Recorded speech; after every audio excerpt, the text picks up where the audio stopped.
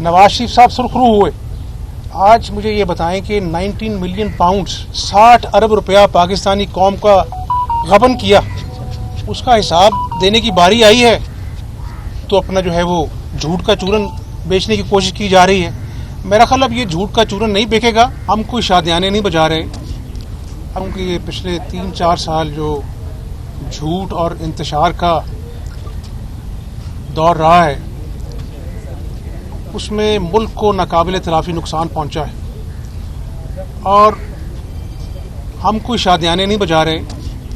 अभी अंदर बैठ के भी हम यही बात कर रहे थे कि ये मुकाफाते अमल है। देखें ना किस तरह से अपना जो है नवाज शरीफ साहब को, शहबाज शरीफ साहब को, मरीम बीबी को, अपना जो है एहसन इकबाल साहब को, ख्वाजा साद रफ़ीक साहब को, सलमान रफ़ीक साहब को, हाफिज़ मियां नुमान साहब को, सबको गिरफ्तार किया, शाहिद अब्बासी साहब को, एहसन इकबाल साहब को, और इतने इतने वॉल्यूम्स टेबल पर रखकर 2-2 घंटे की प्रेस कॉन्फ्रेंस करते थे।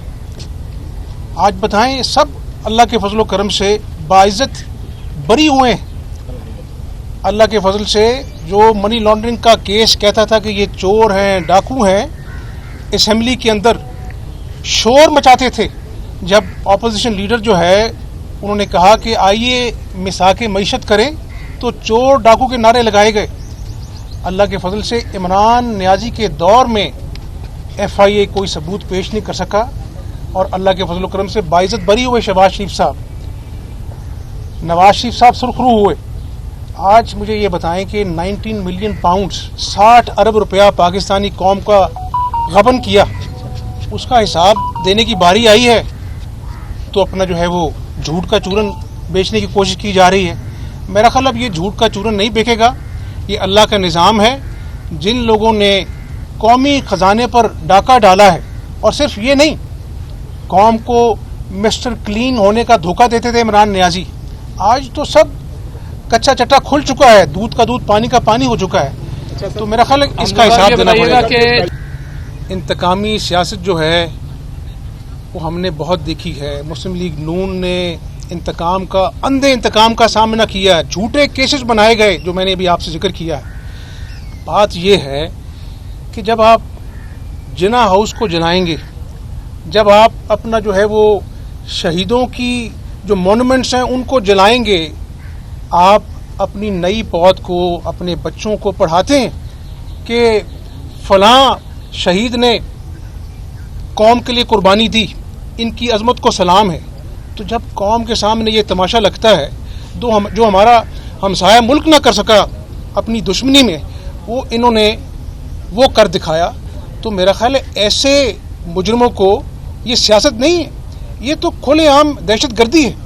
और मुल्क को आप क्या मैसेज दे रहे हैं? उन लोगों को कैफरे किरदार तक पहुंचना चाहिए। और मैं आपको ये बता दूं कि जो कौम अपने शहीदों, अपने मोहसिनों की इज्जत नहीं करती, वो कभी फलाह नहीं पाती। लाल साहब को जिस स्टेडियम जहां बना था ना, जिसमें गिरफ्तार किया गया था, वहां पे करप्शन तो नहीं साबित हुई, वहां पे अल्हम्दुलिल्लाह मैचेस हो रहे हैं।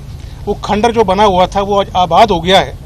एहसन इकबाल साहब को अपना गोली भी लगी, इनका अपना जो है वो बाजूज था वो भी, उनको तो किसी ने नहीं कहा कि good to see you Ehsan साहब। आज तक किसी ने नहीं कहा कि good to see you Ehsan साहब, आपने इस कौम के लिए अपना मेहनत की है।